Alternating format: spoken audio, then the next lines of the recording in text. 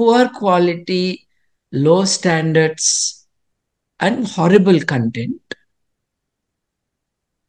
మళ్ళీ గుర్తు చేస్తున్నాను నేను, డిప్యూటీ చీఫ్ మినిస్టర్ గారు, ఇవాళ డిప్యూటీ చీఫ్ మినిస్టర్ 2008లో జల్సా సినిమాలో నిద్రపోతున్న అమ్మాయిని రేప్ చేస్తే ఏం మజా వస్తుందిరా అన్న డైలాగ్ చెప్పారు. ప్రాయశ్చిత్తం అందుకు చేసుకోవాలి, ప్రాయశ్చిత్తం అందుకు చేసుకో.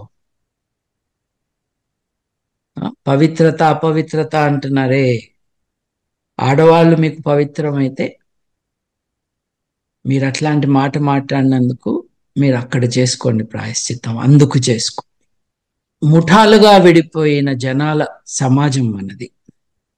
నేను ఈ పార్టీతో ఉన్నాను, నేను ఆ వ్యక్తికి వీరాభిమానిని, నేను అంటానికి ఒప్పుకోను, నేను ఫలానా సేనలో ఉన్నాను, నేను ఫలానా గ్రూపులో ఉన్నాను, ఆర్మీస్ ఉన్నాయి. దీనితో things are not moving forward. ఇంకోటి, నేను I have to speak carefully but perhaps I'm going to say it openly. Bigg Boss లో నేను ఒకడిని ఈ ఇంట్లోంచి బయటకి పంపించేయాలి, నేను పంపించలేకపోతే నేను ఈ హౌస్ లోంచి వెళ్ళిపోయినాక మీరందరూ కలిసి పంపించేయాలి అన్నా. ఎందుకని ఉంటాను? ఆ హౌస్ లో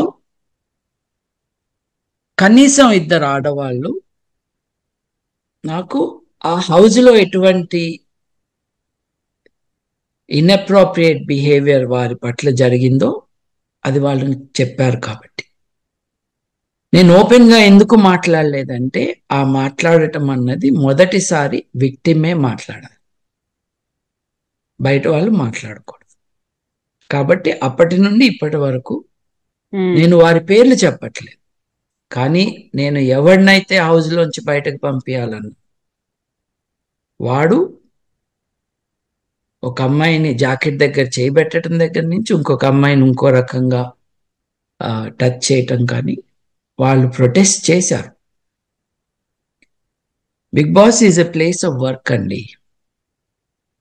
సో వర్క్ ప్లేస్ లో సెక్షువల్ హారాస్మెంట్ ఉండకుండా ఉంటాను, కమిటీ అక్కడ ఉండాలి. చూసారా, నేను హౌస్ బయటకు వచ్చేసినాక హౌస్ బయటకి నేనే వెళ్తాను అని చెప్పాను, కెమెరాలో చూపిలేదు. నాకు ఇది అక్కర్లేదు, నేను బయటకు వెళ్తాను అన్నాక 2 వారాలు పట్టింది వెళ్ళటాను. నేను అన్ని యాక్టివిటీస్కి దూరంగా ఉన్నాకు. షో అయిపోయినాక ఆ లేడీస్ గ్రూప్తోనే నేను అన్నాను, నేను మీతో ఉంటాను, నాకు విదేశాలు వెళ్ళే ప్లాన్ ఉంది, ఎప్పటి నుంచో చేసుకున్న నా ప్లాన్ ఉంది, బిగ్ బాస్ కారణంగా కొన్ని నెలలు డిలే అయింది, నేను వెళ్ళక ముందు ఆ రిలేటెడ్ హ్యూమన్ రైట్స్ సపోర్ట్ నేను ఇస్తాను, రండి కంప్లైంట్ ఇవ్వండి అని నేను చెప్పాను. హౌస్లో కూడా చెప్పాను, కెమెరాకు వచ్చి చెప్పండి, మీరు కెమెరాలో చెప్తే బిగ్ బాస్లో ఉండే 90 కెమెరాల్లో ఒక కెమెరా ముందుకు వచ్చి చెప్పమన్నా, చెప్పలేదు.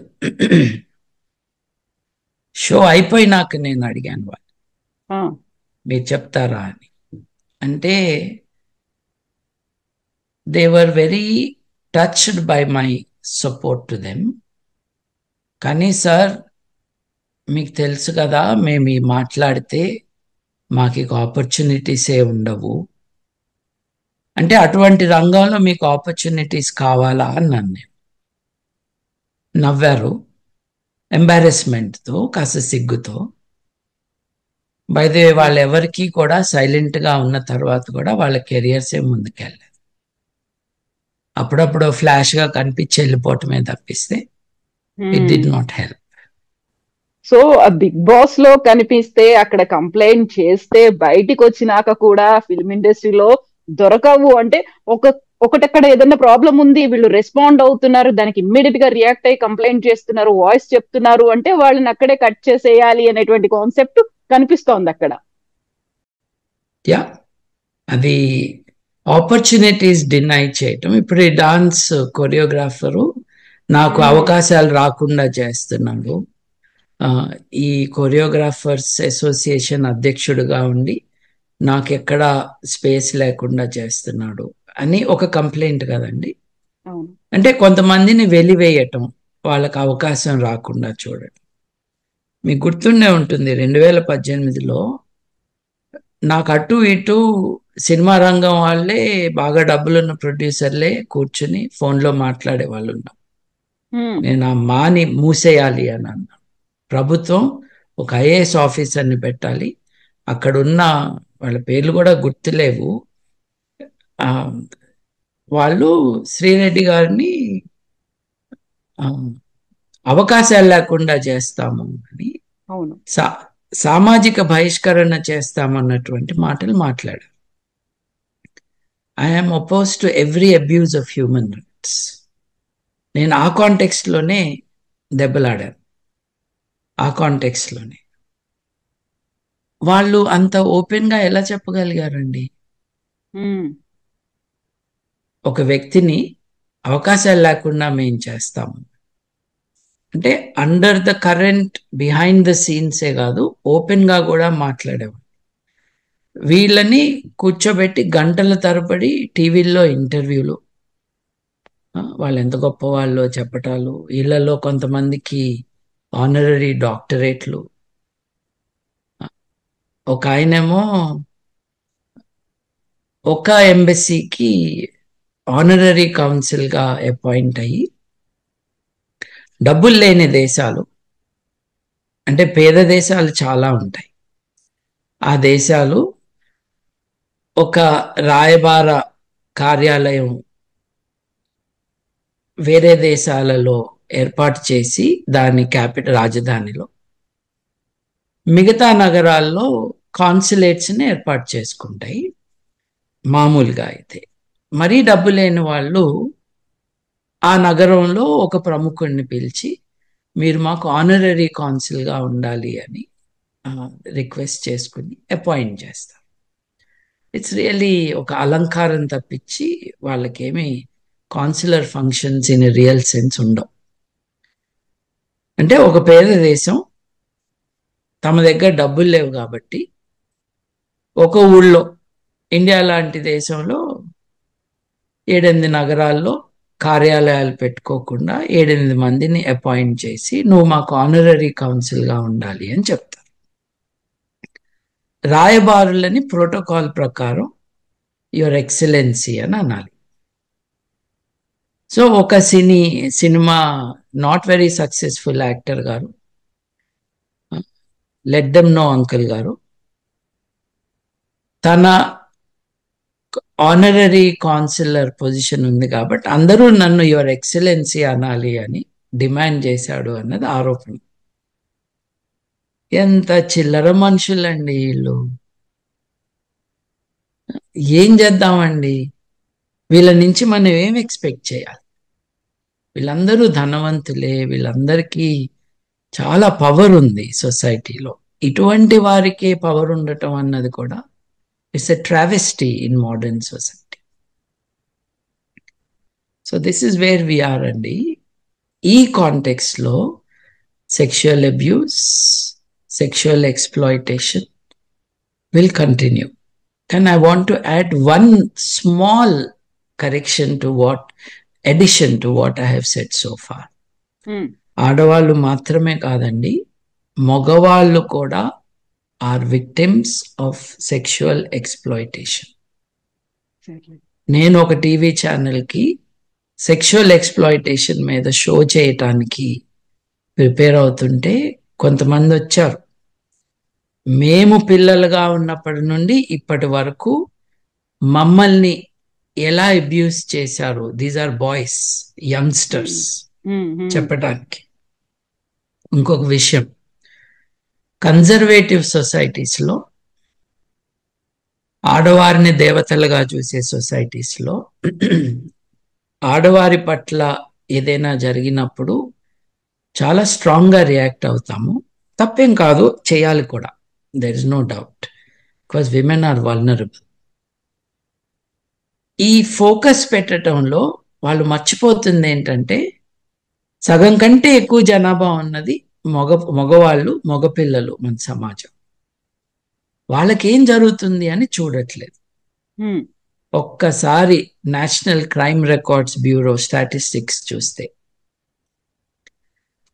56% మంది ఆర్ బాయ్స్, 44% మంది are girls in sexual exploitation matters. ఆశ్చర్యంగా లేదు? మన సమాజం కేవలం ఒక ఇష్యూ మీదనే కాన్సన్ట్రేట్ చేసిన కారణంగా వారు విక్టిమ్సే కదా మగపిల్లలు. వీళ్ళిద్దరిని పక్కన పెడితే స్టాటిస్టిక్స్ లేవు కాబట్టి నాకు తెలీదు. అందుకని నేను రౌండప్ చేసి 56, 44 అన్నాను. ట్రాన్స్జెండర్స్ ఉన్నారు. ట్రాన్స్జెండర్స్ వాళ్ళ లైఫ్స్ ఏంటి, వాళ్ళ జీవనోపాధి ఏంటి, వాళ్ళకి జీతాలు లేక, ఉద్యోగాలు లేక, వాళ్ళు రోడ్డు మీదకి వచ్చి ఎందుకు మిమ్మల్ని డబ్బులు అడుగుతున్నారు? మీరెవరు వాళ్ళని ఆఫీసుల్లోకి రానివ్వట్లేదు కాబట్టి, వాళ్ళకు ఉద్యోగాలు ఇవ్వట్లేదు కాబట్టి. వాళ్ళు ఎందుకు అడుక్కుంటున్నారు? వాళ్ళని మీరు బయటకు తరిమేశారు కాబట్టి. నువ్వు మొగ కాదు, ఆడ కాదు అన్నారు కాబట్టి. అదే కదా తెలుగు సినిమా వాళ్ళు మాడా అని అనేది, మగ ఆడ రెండు కాని వాళ్ళు అని. అంటే చూడండి, ఈ toxic thing is being reflected. Cinema is not causing it, we should not mistake it, but cinema is perpetuating it and not letting it go. బాబు గారు, ఇప్పుడు జస్టిస్ హేమా కమిటీ రిపోర్ట్ బయటకు వచ్చిన తర్వాత అందులో కీలకమైనటువంటి ఒక వర్డ్ ని యూజ్ చేశారు, పవర్ గ్రూప్ అనేది. ఇటు పొలిటికల్ పర్సన్స్ ఎవరైతే పొలిటీషియన్స్ ఉన్నారో ఫిల్మ్ ఇండస్ట్రీలో చాలా కీలకంగా వ్యవహరిస్తున్నారు. ఈ రెండిటికి చాలా క్రూషియల్ సంబంధాలు వాళ్ళకు ఉన్నాయి కాబట్టి ఇలాంటివి బయటికి రాకుండా చేస్తున్నారు అనే మాట ఆ రిపోర్ట్ లో కనిపించింది. సో ఒకటికి ఒకటి అంత సపోర్టివ్ సిస్టమ్ లాగా ఉన్నప్పుడు మనం ఇంతసేపు మాట్లాడుకున్నటువంటి బాధితులు బయటకు వచ్చే అవకాశం ఉందంటారా? లేదండి, తెలుస్తానే ఉంది కదా. మనం ఇప్పటిదాకా మాట్లాడుకున్న ఈ పెద్ద పెద్ద వాళ్ళందరూ చాలా పవర్ఫుల్ పీపుల్ కదండి. వీళ్ళు అధికారంలో ఎవరుంటే వాళ్ళ సైడ్ ఉంటారు. ఇప్పుడు మొన్నటి దాకా జగన్మోహన్ రెడ్డి నాకు చుట్టం అని చెప్పుకున్న మోహన్ బాబు సడన్ గా నిన్న ట్విట్టర్లో ఏం రాశాడండి? తనకి ఆత్మీయుడు, మిత్రుడు అయిన చంద్రబాబు నాయుడు అంటూ రాసుకొచ్చాడు. మొన్నటి దాకా సైడ్ కామెంట్లు పెడుతున్నాయని. వీళ్ళంతా కూడా ఒక ప్రిన్సిపల్ కోసం ఉన్నవాళ్ళు కాదు. వీళ్ళు అధికారం సైడ్ నుండే మనుషులు. So you can expect that this will continue like this. నిటారుగా నుంచుని మాట్లాడే వాళ్ళు తక్కువైపోయారు సమాజం.